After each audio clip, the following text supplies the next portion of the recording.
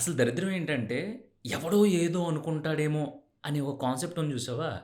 అది మనిషిని నిలువున నిర్వీర్యం చేసేస్తుంది. అంటే పాతాళానికి తొక్కేస్తుందనమాట.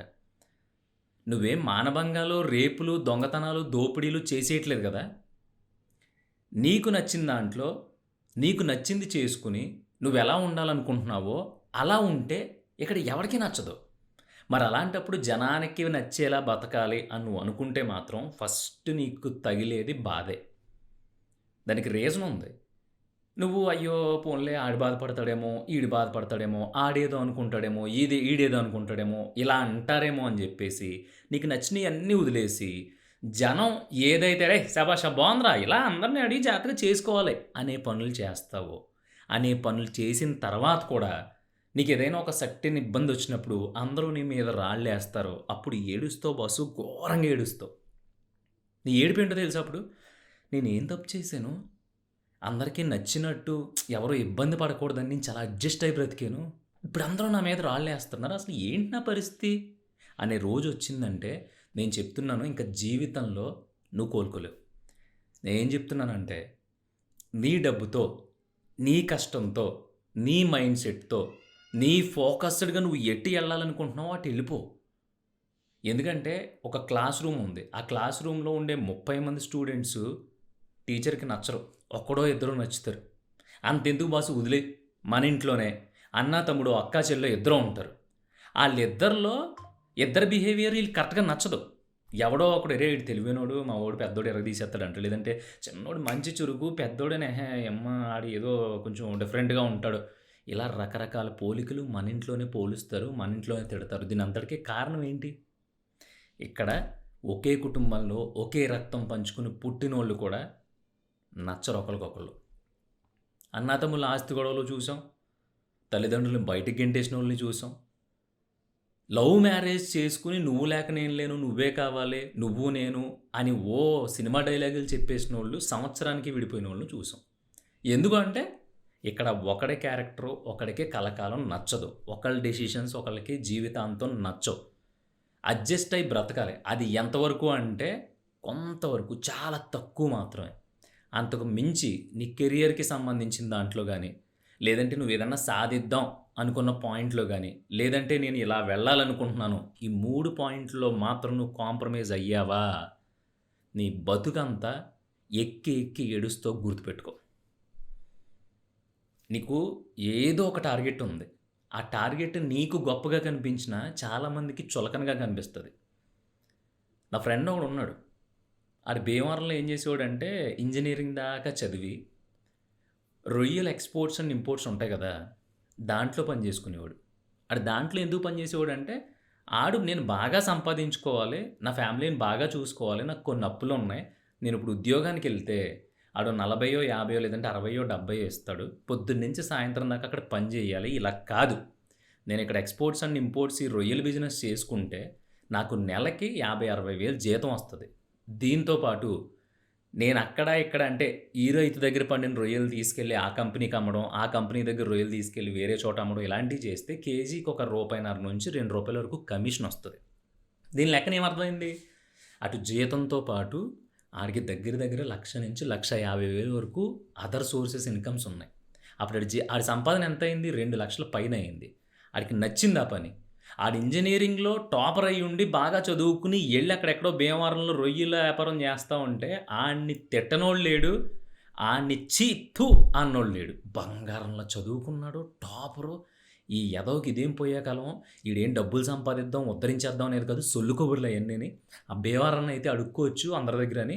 శుభ్రంగా పేకాట్లు, కోడిపందాలు, మందు, అమ్మాయిలు ఇది అని తిరగొచ్చు. అక్కడైతే ఫుల్ ఫ్రీడమ్ ఉంటదని చెప్పేసి దొబ్బేసాడు. అంతకు మించి ఏమీ లేదన్నారు. కట్ చేస్తే ఆడు 2 సంవత్సరాల తర్వాత కారేసుకొస్తే సంక్రాంతికి ఏమన్నారు తెలుసా? అయినా ఈడు చిన్నప్పటి నుంచి బాగా తెలివైనోడు.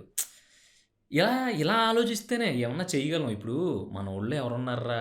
గట్టిగా కారున్నోడు ఎవడు లేడు. చూసావా ఈడు కారు కొనుక్కొచ్చాడు.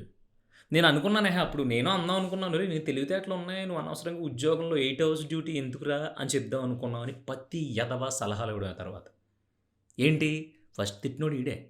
సంకన అయిపోతాడు, ఇంక అయిపోయింది. రేపొద్దున పెళ్లి పెటాకులు ఉండవు. రీల్ వ్యాపారం చేసుకుంటున్నాడు అన్నాడు. ఇప్పుడు ఆడే కారు ఏసుకురాగానే ఆ నీసు వాసన కూడా ఓ సుగంధంగా పరిమళించేసి ఆడి తెలివితేటలు అమోఘం అంటున్నాడు. ఇలాగే ఉంటారు బాసు. మన కొంపలోళ్ళ దగ్గర నుంచి ఎవడైనా ఇలాగే అంటారు. ఇంట్లో వాళ్ళు కూడా అన్నారు ఏమని, "ఆ రోజు ఏదో అనుకున్నాం గానీ కరెక్ట్‌గానే ఆలోచించావురా ఏమనుకోకు" అన్నారు. మన ఇంట్లో వాళ్ళు వేరు, బయటోడు వేరు. అని నువ్వు అనుకుంటున్నావా? కాదు. అందరూ ఒకటే. మనం కొట్టనంత వరకు మనల్ని ఎర్రిపప్పల్లాగే చూస్తారు. వన్స్ మనం జస్ట్ అలా ఎళ్లి అలా టచ్ చేసామా, ఒక భయంకరమైన అచీవ్‌మెంట్‌ని అయిపోయింది స్మాష్. ఎక్కడ లేని అనాలిసిస్‌లు, ఎక్కడ లేని ఊహలు, ఎక్కడ లేని చుట్టరికాలు, బంధుత్వాలు అన్నీ వచ్చేస్తాయి. అందుకే జనానికి నచ్చేలా ఉండడానికి ట్రై చేయకు దయచేసి. నువ్వు ఇలా ఉంటున్నప్పుడు అది నీకు నచ్చుతుందా లేదో చూసుకో. అది నీకు నచ్చుతుంది అంటే ఖచ్చితంగా నువ్వు ఎప్పటికొకప్పటికి బాగుపడతావు. ఇప్పుడు నువ్వు ఒక ఉద్యోగానికి వెళ్తున్నావు. అక్కడ చేయడం నీకు ఇష్టం లేదు. కానీ మీ పిన్నాళ్ళు ఏమనుకుంటారు? మీ చిన్నాన్నలు ఏమనుకుంటారు? మీ అమ్మాళ్ళు బాధపడిపోతారేమో! అయ్యబాబోయ్! ఇప్పుడు మా ఊరోళ్ళందరూ ఇంత చదువు చదివి ఈడు ఉద్యోగం చేయకుండా ఏదో బిజినెస్ అంటున్నాడు.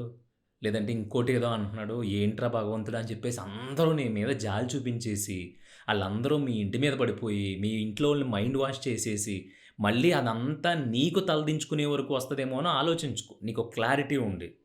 నువ్వొకటి చేద్దాం అనుకున్నప్పుడు. ఒక 2-5 సంవత్సరాలు టైం పట్టినా సరే, తర్వాత నేనెయ్యబోయే స్టెప్‌కి షేక్ అయిపోద్ది మొత్తం అని గనక నువ్వు డిసైడ్ అయితే, దయచేసి నీకు నచ్చిందే జేసుకో. ఇప్పుడు ఎవడైనా ఫైనల్‌గా పోరాడేది దేనికోసం? హమ్మయ్య! సెటిల్ అయిపోయానురా, హ్యాపీగా ఉన్నాను అంటారు. అసలు సెటిల్‌మెంట్ అంటే ఏంటి? సరే, ఇప్పుడు చూస్తున్న మీ అందరిలో ఒకడికి ఒక రూ. 1,00,00,000 వచ్చేసినాయి. ఇంక అక్కడితో మీరు పని చేయడం మానేస్తారా? మీరింక దేని గురించి ఆలోచించడం మానేస్తారా? సుఖ సంతోషాలతో, ఆయురారోగ్యాలతో బ్రతికేస్తారా? తెలీదు. మళ్ళీ ఇంకో వ్యాపారం అంటావు.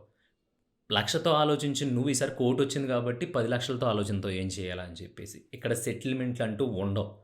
ఓన్లీ కేవలం మనకి నచ్చినట్టు బ్రతుకుతున్నామా లేదా? మనకి నచ్చినట్టు బ్రతికి సచ్చిపోయామా లేదా? ఈ 2 పాయింట్లే ఉంటాయి. నేనే చెప్తున్నా. నాకిప్పుడు సడెన్‌గా ఒక 2,00,00,000 వచ్చినాయనుకో, నేనేం రిలాక్స్‌డ్‌గా ఉండను. అంతకు మించేసి ఎక్కువగా ఆలోచించేసి, ఇదే సెటప్‌ని భయంకరంగా చేసేసి, మీలో ఇద్దరు ముగ్గురిని కలిసేసి రకరకాల ఆలోచనలు వచ్చేస్తూ ఉంటాయి. ఇలా చేయాలి, అలా చేయాలి, ఇలా చేయాలి, అలా చేయాలని. ఇక్కడ ఎవడికి సెటిల్మెంట్ ఉండదు. కానీ నేను ఇప్పుడు నాకు 20,000 వస్తున్నా నేను మీతో ఇలాగే మాట్లాడుతున్నా. నాకు 2,00,00,000 వస్తే నా యాంబియన్సు, నా లైటింగు, నేను వాడే కెమెరా, నేను వాడే మైకులు ఇయన్నీ మారతాయి తప్ప, నేను ఇలాగే ఉంటా. ఎందుకంటే నాకిది నచ్చింది. ఎవడు ఏమనుకున్నా సరే నాకు బావుంది. చాలామంది అన్నారు ఫస్ట్‌లో ఈడు యూట్యూబ్ వీడియోలు చేసుకుంటున్నాడంటరా శుభ్రంగా జాబ్ వదిలేసాడు. బోలెడన్ని డబ్బులొచ్చి. అది ఇది రకరకాలుగా అన్నారు. నేను ఆళ్ళందరూ అనుకున్నవన్నీ మీరింకా ఇంత చిన్న మైండ్ సెట్‌తో ఆలోచిస్తున్నారా అని జాలిపడ్డాను ఆళ్ళ మీద. అంతేగాని అయ్య బాబోయ్! ఇలా అనేసారేంటంటే నేను తప్పు చేశాననమాట. అంటే ఇప్పుడు ఈ స్టెప్ కరెక్ట్ కాదనమాట. అంటే ఇప్పుడు నేను వెనక్కెళ్ళిపోవడం బెటరా అని జెప్పేసి నేను అన్నీ వదిలి వెనక్కెళ్ళా. 2 సంవత్సరాల నుంచి పోరాడుతున్నా. ఎందుకో తెలుసా? నాకిది బావుంది. పోన్లే నన్నన్నోళ్ళు నా మీద జాలిపడ్డోళ్ళు అందరూ కార్ల మీద తిరుగుతున్నారా? I'm so happy. నేను ఓన్లీ నాకుండే నా షైన్ బండి మీద తిరుగుతున్నానా? ఇంకా హ్యాపీ. గాలి తగులుతుంది. ఎన్విరాన్మెంట్ మొత్తం నాదే. ఏమైందిప్పుడు? సో, ఇప్పుడు నాతో పాటు ఒక 1,00,000 మంది మీరున్నారు. నేనిలా కూర్చొని మాట్లాడినప్పుడు నేను మీతో మాట్లాడగలుగుతున్నా. నేను మాట్లాడుతూ ఉంటే ఇంతమంది నన్ను బ్లెస్ చేస్తున్నారు. కానీ నా మీద ఎవడైతే జాలిపడ్డాడో ఆడి మాట ఆడి ఇంట్లోడు కూడా ఇంటల్లా. ఇప్పుడు ఎవడు గ్రేటు అంటే నేనే గ్రేట్. డబ్బుల విషయం పక్కన పెట్టేయి. నేనే గ్రేట్. అవునా కదా? "అన్నయ్య ఇది బావుంది. నేను నిన్న ఎగ్జాక్ట్‌గా ఏదైతే ఫీల్ అయ్యానో, నీ నోట్లో నుంచి ఈరోజు అదే వచ్చిందన్నయ్య. నాకు చాలా బా అనిపించింది. థాంక్ యూ సో మచ్" అని చాలామంది కామెంట్ పెట్టినప్పుడు, దాని విలువ నాకొక్కడికే తెలుసు. మీకు కూడా తెలీదు. నాకొక్కడికే తెలుసు. సో, ఇది బావుంది. నేనెప్పుడైతే డిసైడ్ అయ్యి దీంట్లోకి దిగానో, నేనెప్పుడైతే డిసైడ్ అయ్యి నాకు నచ్చిన పనే చెయ్యాలి, నాకు నచ్చినట్టే ఉండాలని నేను ఫిక్స్ అయ్యానో, అప్పటినుంచి ఇప్పటి వరకు నేనెక్కడ డిసప్పాయింట్ అవ్వల.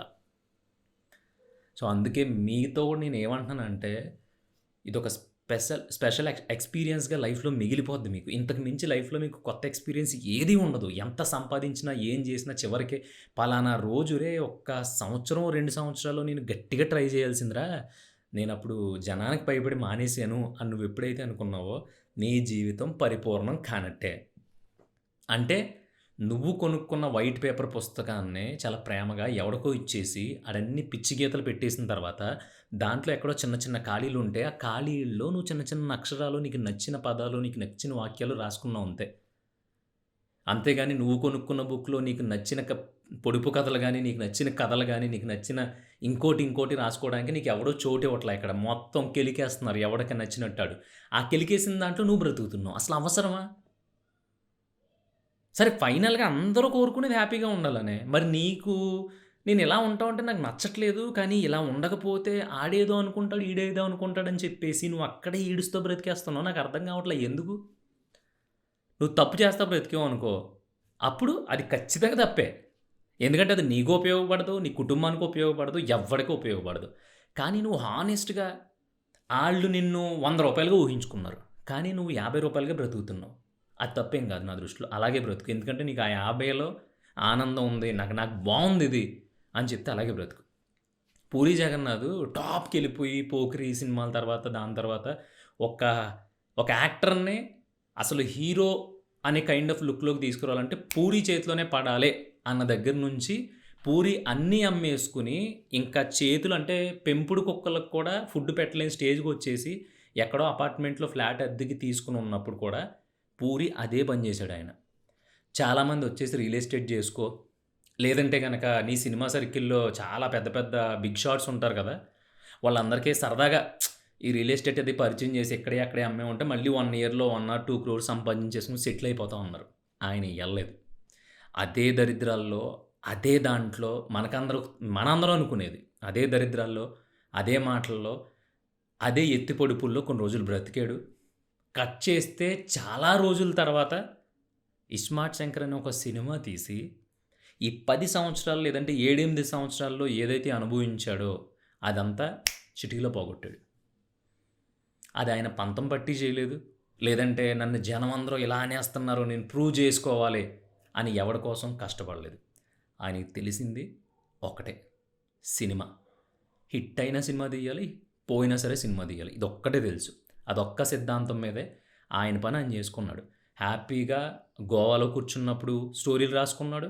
అయన్నీ దొబ్బి చివరికి కుక్కలకి ఫుడ్ పెట్టలేని స్టేజ్‌లో ఉన్నప్పుడు అదే ఎక్కడో రెంట్ తీసుకున్న ఫ్లాట్‌లో చిన్న బాల్కనీలో సిగరెట్ కాల్చుకుంటూ అక్కడే స్క్రిప్ట్ రాసుకున్నాడు. సో, ఆయన ఎక్కడున్నా సరే ఆయనకి నచ్చిన పని ఉంది కాబట్టి, అదే గోవాలా అనిపించింది కాబట్టి, ఈ రోజుకి పూరి జగన్నాథ్ గురించి మనం మాట్లాడుకుంటున్నాం. అలా చాలామంది వ్యాపారస్తులున్నారు. చాలామంది చదువుకుని ఏదో వేరే ప్రొఫెషన్‌లోకెళ్తే ఊళ్ళో ప్రతి ఒక్కడు ఉమ్మూయించుకుని ఆడితో ఇప్పుడు చివరికి నిలబడి ఎవడైతే చాలా చేత్కరించుకున్నాడో ఆడితోనే గొప్పగా భుజం తట్టించుకున్నోళ్ళు ఉన్నారు. వాళ్ళెవరో కూడా రేపు నేనేంటో చూపిస్తాను అని ఎవడో శపథం చేయడు. శపథం చేసాడు అంటే ఆడు పెద్ద చేతకనుడి కింద లెక్క. శపథం ఎందుకు చేయాలి? అంటే నువ్వేంటో నిరూపించుకోవడానికి అవతలోడి దగ్గర నువ్వు చూసుకున్నావు రేపొద్దున్న నా స్టేజ్ మారుతది అప్పుడు నీ దగ్గరికొచ్చి కనిపిస్తా. ఈ శపథానికి వాల్యూ లేదు. అది ఒక మైండ్‌లెస్ ఫెలో చేసే శపథం. ఎందుకు చేయాలి? అంటే నువ్వు ఆడి కోసం కష్టపడతావా ఇప్పుడు? ఈ రోజు నుంచి మొదలుపెట్టి ఆడి కోసం కష్టపడతావా? అది గాదు. ఎవడన్నా ఏమన్నా అంటే నవ్వేసి వదిలి పడదొబ్బాలి. తర్వాత ఆడు నవ్వాడు. ఓకే. ఆడికి ఈ రోజుకి హ్యాపీగా నిద్ర పట్టేస్తది. కానీ నువ్వు అది తలిచేసుకొని అది పగలా ఫీల్ అయిపోయి, మోటివేషన్‌గా ఫీల్ అయిపోయి ఇప్పుడు ఆడి కోసం నువ్వేదన్నా సాధించాలా? కాదు గదా! నీకంటూ ఏదో ఒకటుంది. నువ్వు ఏదో అవ్వాలనుకుంటున్నావు. ప్రతి ఒక్కడికి ఒక పాయింట్ ఉంటది. గోల్.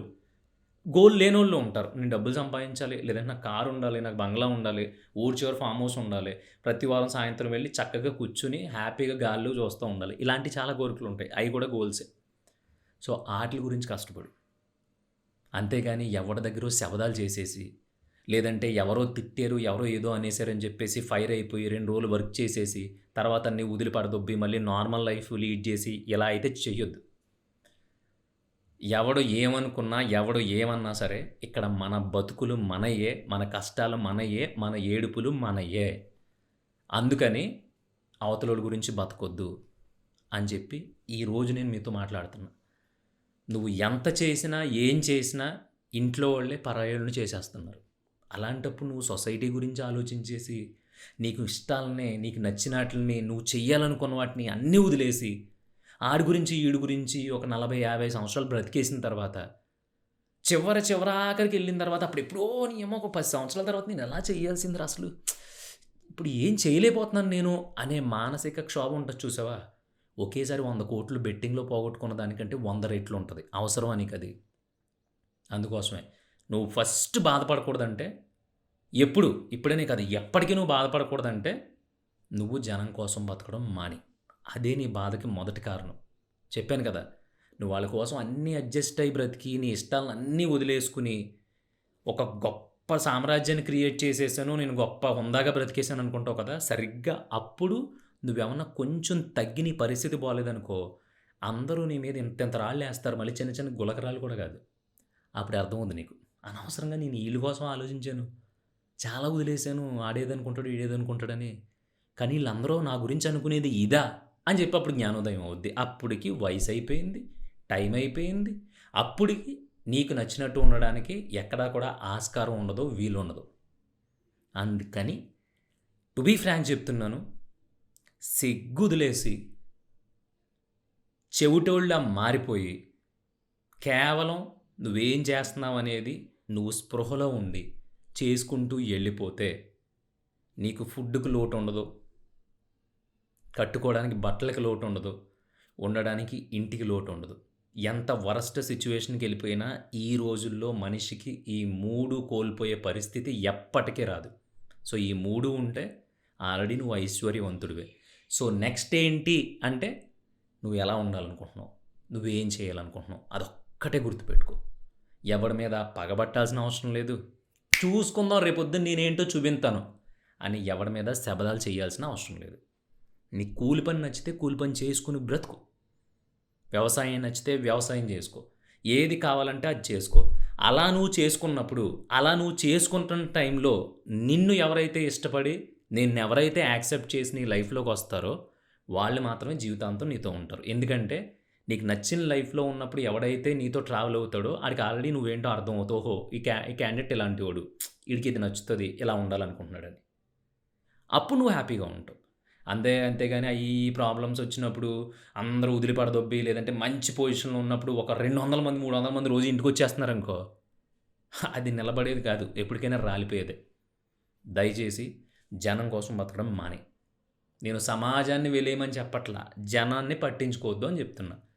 అర్థం కాకపోతే వీడియో చూడకపోయినా పర్లేదు. థంబ్‌నెయిల్ ఒక్కటి చూసి ఒక్క అరగంట కూర్చొని ఆలోచించు. మైండ్ బ్లాక్ అయిపోద్ది.